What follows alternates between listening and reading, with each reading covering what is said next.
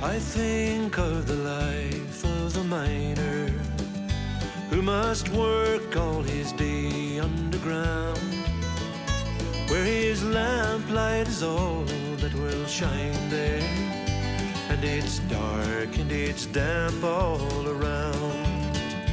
It is 2 or 3 miles to the coal face, and the tunnel is jagged and low, but he cannot find work on the surface, so it's down in the mines he must go. And we're joined by Terry Leydon as we look back in his life and times in the mines here in Arigna, and indeed for many years after the mines. Terry would also have worked with Arigna Fuels. But let's start off with your career in the mines. And first of all, Flynn and Leahy, wasn't it the mines where you worked, Terry? Yeah, well, unfortunately, Mr. Leahy was long passed her out of the business. It was Mick Flynn, known as Mick John Joe. He always got the full title. And before him, it was Tommy Flynn. I'd say my earliest memories of Tommy Flynn, I remember a truck bringing them in up to work in the morning up the hill there, Paddy Conway's Leydon's Hill. And it's a particularly noisy truck, but I heard it every morning going up at the min in it. So that was Tommy Flynn was running that mine at the time. But unfortunately, Tommy died suddenly and fairly young. And Mick hadn't that much interest in the mines, I don't think, but he was thrown into the breach, and he had to take the thing over and get it up and running again in Tommy's wake. And I don't think it was too long afterwards that he actually came to me and asked me would I come up to him.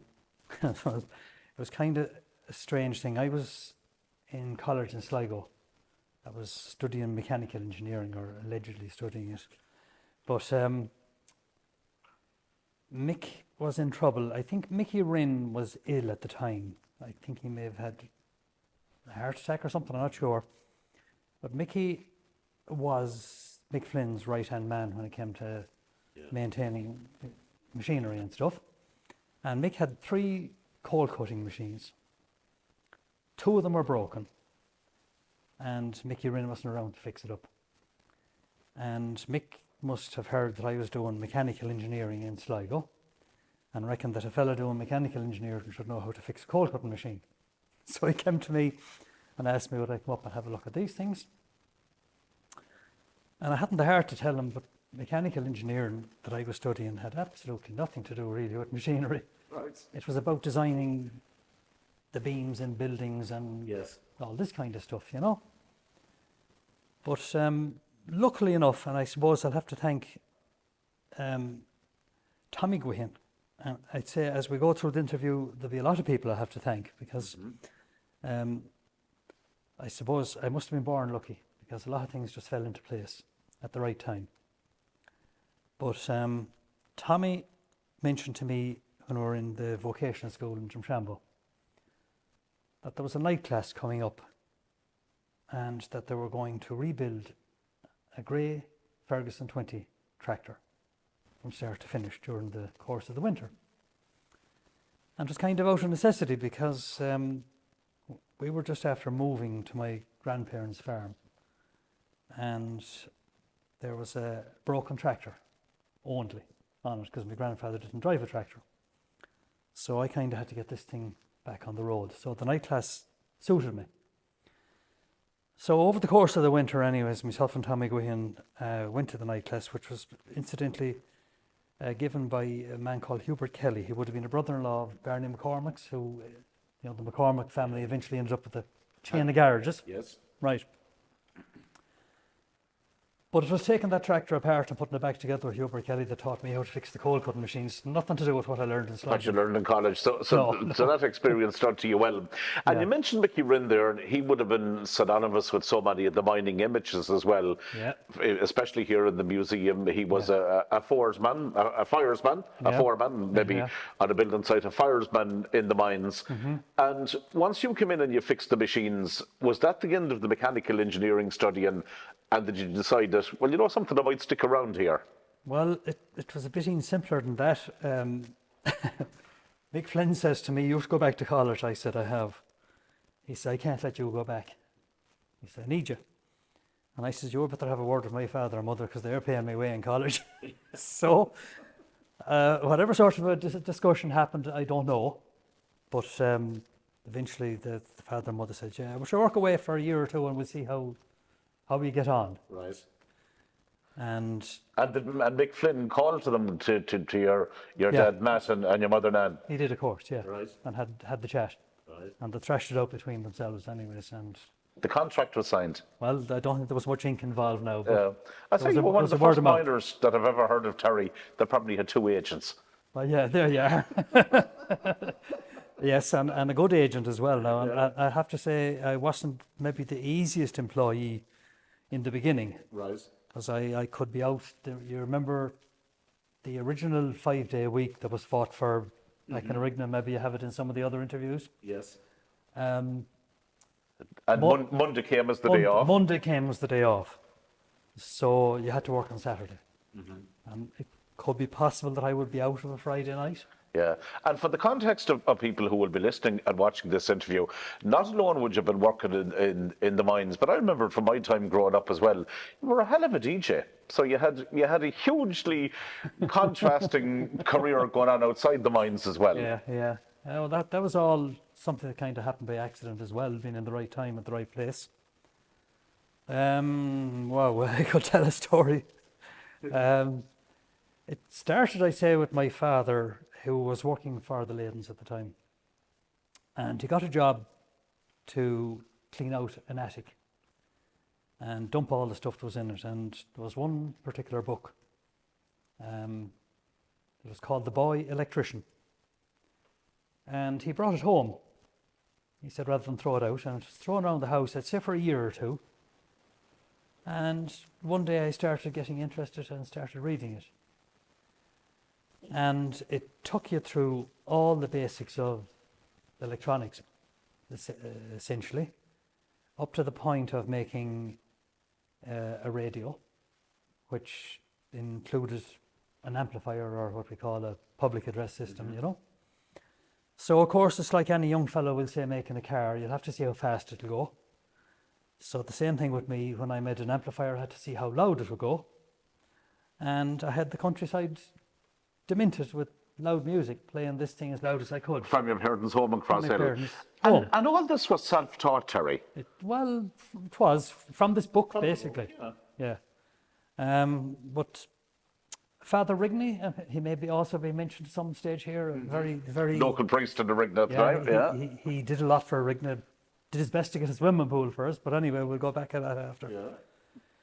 But he used to run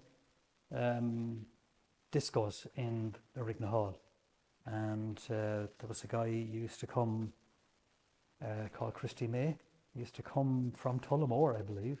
It's the nearest place you could get a DJ at the time. And eventually he wouldn't come or couldn't come or whatever, and they were stuck. And Paddy Joe Leydon, namesake but not related, was a friend of Father Rigney's, and he said, this fellow the Leydons, he has the place perpolluted with loud music, sure, it should be no trouble to him to do a disco. Right. So they came to me anyways, and I said, I'll have a try. So Declan O'Brien was a neighbour and a very good mate, and the two of us were after getting record players. They were the thing at the time. You'd have a Walkman now or whatever, or Spotify, but at the time a record player. Vinyl was the job, yeah. And Declan allowed me to butcher his record player, and I butchered mine, and we banged the two of them together to make a double deck. That was the tables. That was the turntables, yeah. and I built the biggest amplifier that I could possibly build. We made loudspeakers from the speakers robbed out of old radios, put loads of them into boxes. And a man that was working with Aircom gave me a little relay that was used in the exchange, but I used it to flicker the lights. And I did my first disco in a Rigna Hall. In a Rigna Hall, at the local hall in a Rigna. Yeah. What were the crowds like at a Terry? Was there many going to discos that time? Yeah. We used to, the place would be well full, yeah. It was a great, very well supported. Well, it had built up a reputation already at the time with this Christy May man that used to come from Tullamore, I believe. And what was the age group that was going to it like at the time? Was it Oh, well, it's to teenagers? be what they call that time a hop. It would be primary school. Primary schools. Yeah, Yeah. basically, and late primary, early secondary maybe, and then of course the thing. And as the DJ career took off and you got playing bigger venues, with all due respect to Arigna, probably played bigger venues than Arigna Hall. What was it like coming back in on a Saturday or on a Tuesday or whatever, and you're out DJing the night before? How did maybe the older miners, what was their take on you? This upstart now that's, the Fat Boy Slim at the time that was doing all these discos, and here he is now back in the mines on a Tuesday. Would you get a ribbon about it, or were they wondering, God, what's this guy at here at all? He should be doing something else. Well, the strange thing I think was that the two worlds were so dramatically different that they didn't really touch on each other at all. Yeah. And they wouldn't. I often wondered about what fellas thought, like, let's say, this guy, what's the story with him in nightclubs, or what's he up to, or whatever, But no, mining was mining, and a sort of Polar opposite to a polar opposite. what you'd be doing at the and weekend. When you were at the mines, I don't think people were aware of it, but there were very few accidents. And I think that was due to the fact that there was a certain skill, maybe self-learned, but imparted as well from everybody else, the older people, And there was a kind of an awareness that required concentration. Yeah. And I think another man said to me afterwards that even employing ex-miners on even building sites or dangerous locations, or even involved with heavy machinery, that they were great because they had a self-awareness and just didn't get themselves into trouble. So when you be in the mines, there would have been no dreaming about what was going to be in the top 40, what was going to be number one. No. Would have that music to play on Saturday night. You had to separate the two careers. To separate the two careers, and you had to keep your mind on your job when you were on your job. Yeah. You worked, as I mentioned, for many years after with Arigna Fuels. And how did you find the contrast in that after the mines closed in 1990 and still... And thankfully, to this day, Arigna Fuels is still there, and it's a leading manufacturer now of smokeless fuel. But how did you feel to see all the raw materials at that stage being imported in? And I suppose it's well known that there's still a huge amount of coal in the mountains in Arigna. Was that hard to get your mind around that, to adjust to that? No, I had no ill feelings towards that at all. No, I just, so long as the business carried on and created employment. Did you go straight from, was there a gap between going from the mines to Arigna Fuels? There was a FOSS course set up to teach us how to start our own business. And it went on for, I think, about 6 months or that. And we attended it. Lots of great people there as well. I remember Charlie Hopkins was part of the team, and Sean Flynn as well, a man that I have to mention here and thank, because he was very good to me. We were good mates, and people who come and visit the Arigna mining experience will see video of the mines. Yeah. Now, I was involved with it, myself and Sean did it. But to be honest, if it was left to me, it probably never would have happened. Sean was the man who realised the value of keeping the memories and recording the situation. And in fairness to him, he recorded so many significant events, maybe masses when priests would be moving away from the parish, Mary Robinson's visit in 1990. Yeah. There's so many of those things you would always see Sean, and he just fitted in with the camera, and in many ways so far ahead of his time with that technology. And another thing, there would be two problems, we'll say, with videoing in the mines. One, of course, was the lighting. Cameras that time needed a lot of light, and we didn't really have any good light source to video in the mines, so we had to make a special effort to get the thing lit as good as it was. But there was another probably stickier hurdle, and that was that there was a bit of a stigma about being dirty in your workplace and all this kind of stuff. And a lot of people didn't really want themselves portrayed in the dirt in the mine. In their working clothes, In in their their working gear. clothes, yeah. Yeah. So they wouldn't be at their best, as to say. Right. So it was really Sean's personality as well, I'd say, that kind of brought the guys round to say, okay, We'll do a piece for you. We'll let And you. to do a piece to camera.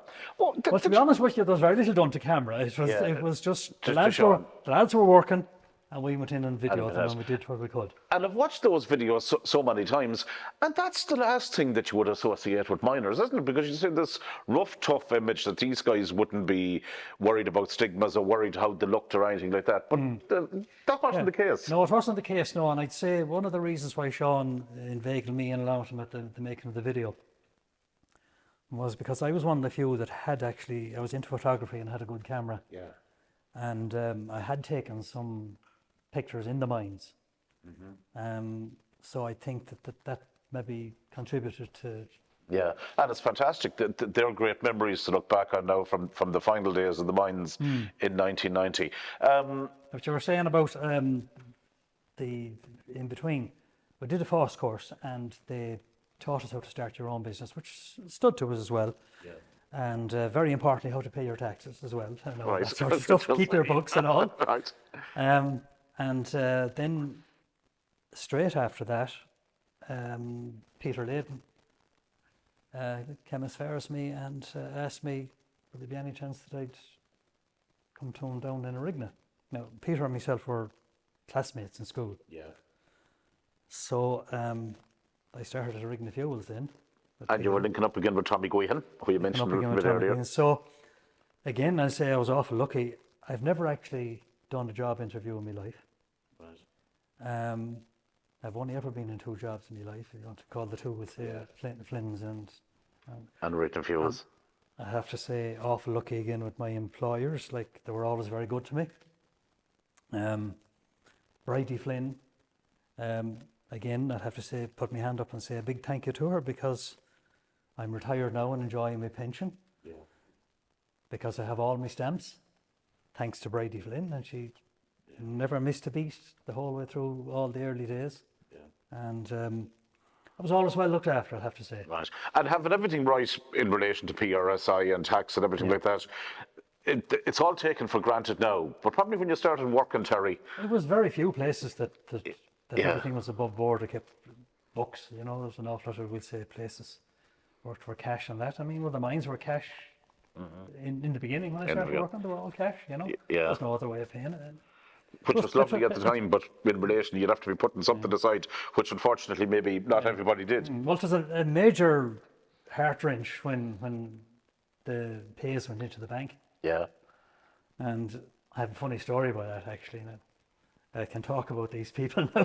Go on, yeah, absolutely. Maybe I shouldn't mention the name, but anyway, there was a particular man who used to work with Dennis, and great man, never missed a day and all the rest, you know. I worked with him for years. And I say Dennis now, this is Dennis Flynn. This is after Dennis took over from Mick Flynn in Flynn and Lehenny. But eventually this man became ill and he was missing work for a couple of weeks. And Dennis thought the best thing to do would be to bring the wages to the house.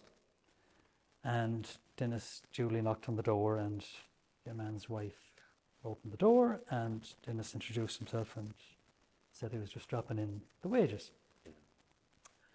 But what Dennis didn't realise was he was after making a terrible mistake. What was in those wages maybe was significantly more what was... Exactly. I think the last time she seen the wages was about 20 years before that. Right. And inflation was big at the time. So the next time your man, when he came back to work, Dennis got a little bit of his tongue. So you never know when you're doing right. Oh, that's it. That's it. You're damned if you do and you're damned if you don't, as the old saying goes. Coming from a mechanical background, and I know you would have had responsibilities a lot in Arigna Fuels. Had you responsibility in Flynn's mines as well? Would you have been a firesman or responsibility for workers for safety? And I know you touched on that already, that it was a skill, but was that always a big onus, Terry? Yeah, it was, but it was never a particular field. It was everybody. Yeah. There wasn't a safety officer. Everybody looked out for everybody else. Because I remember me starting. Another man I'll have to say a big thank you to was Mickey Cassidy. You know Michael Cassidy, Mickey's father. His name keeps coming up, and he was described in previous interviews as a mining legend. A mining legend, but I have to say he always looked after me and took me under his wing when I started off first. Yeah. And watched out for me. He was that kind of man, you know what I mean? But you needed someone to get you through the start. Yes. And The induction. the induction, yeah, and get you a bit of confidence and all the rest, you know? Terry, talk to me a little bit about I suppose, the fun in the mines, if we could say that. Break time, and when everybody maybe would come out to the eye of the pit, or that couldn't, it wasn't too far to walk. The break times and the yardens and the stories. Yeah. Well, anything was possible, really, you know.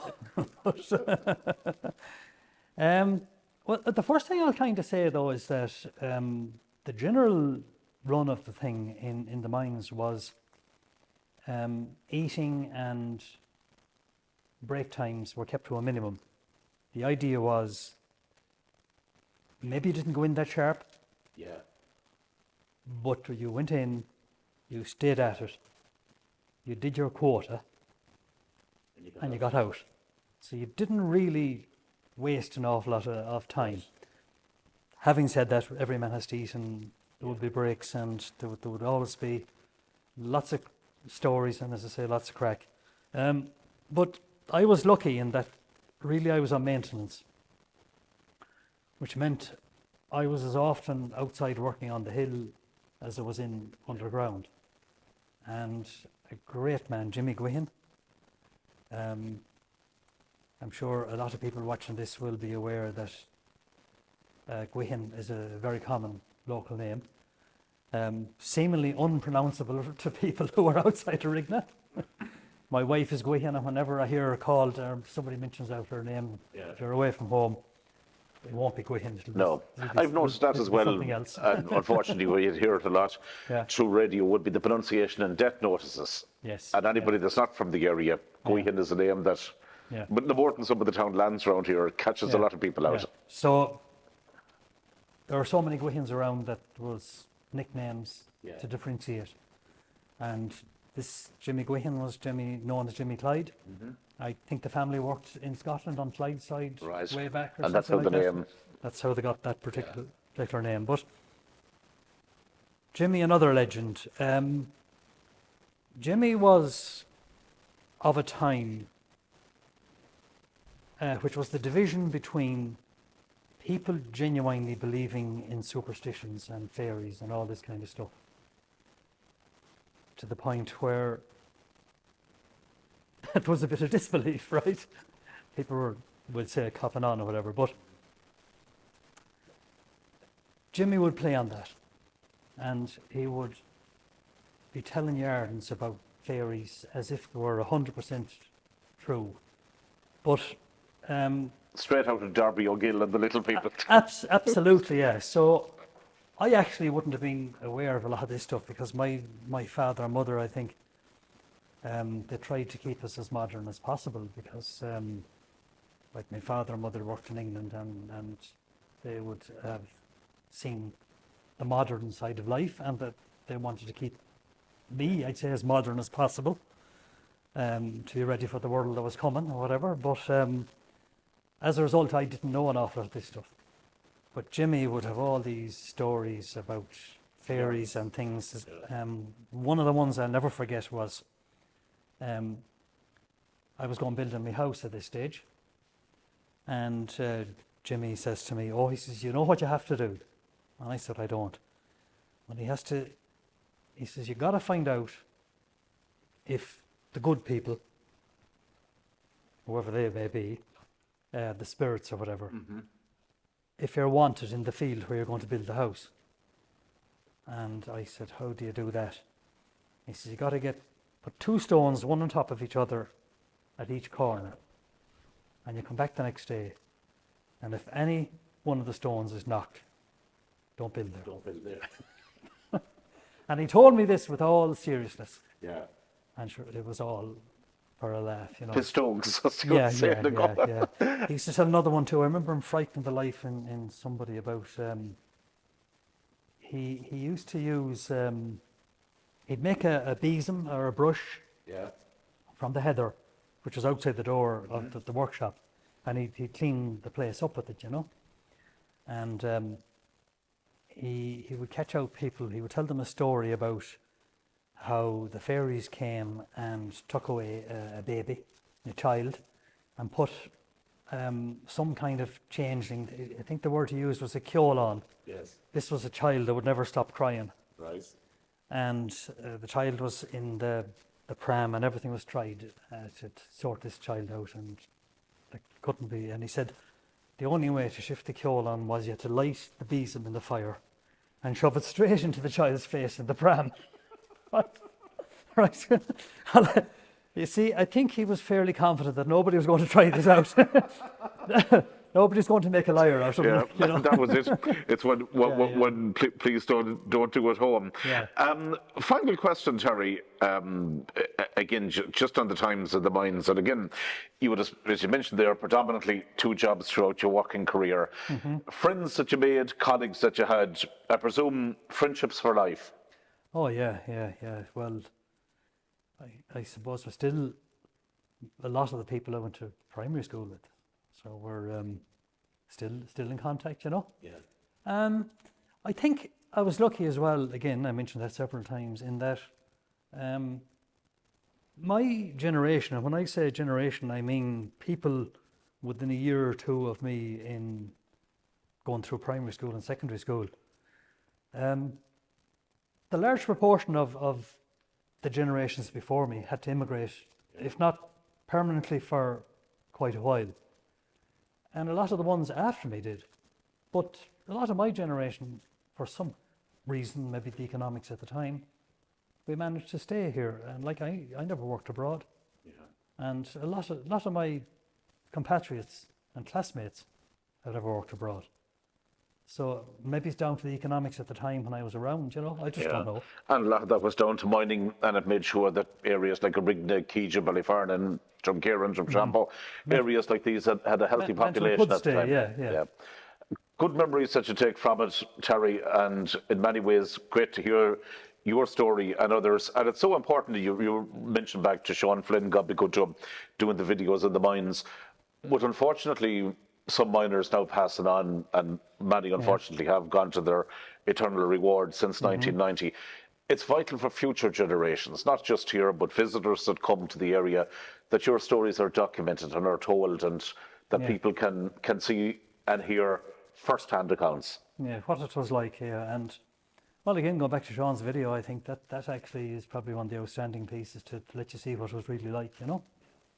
And it might look rough and tough. Okay, there was a bit of hard labour involved. But when you were in there day to day, and ground was being freshly mined or whatever, it wasn't bad. It was warm in the winter time. Didn't get too hot in the summertime. The day was short because you went in, you did your quota. And what I liken it to as well is a lot of people had a very dim view of the mine, you know, but I say, if supposing you dug a drain in a field with the digger and you leave it there for a couple of weeks out in the rain or whatever, and you start walking up and down it, it's a mess. Yeah. Right. And that's what a lot of people would be seeing in later years. But when the thing was fresh, so you can imagine a nice field out there, a digger comes along, he digs a lovely channel, it's fresh, move soil, it's nice, you know what I mean? It's not the cold, dark mess that people So when perceive you it to were be now. doing new roads, new areas of the It place. was all new, it was all been driven new, it was all fresh, it was all vibrant. It didn't seem bad at all. Well, there you go. Some great memories, Terry. Thanks for sharing. Delighted to have the chat, John. Thank you very much for asking. I think of the life of a miner who must work all his day underground, where his lamplight is all that will shine there, and it's dark and it's damp all around.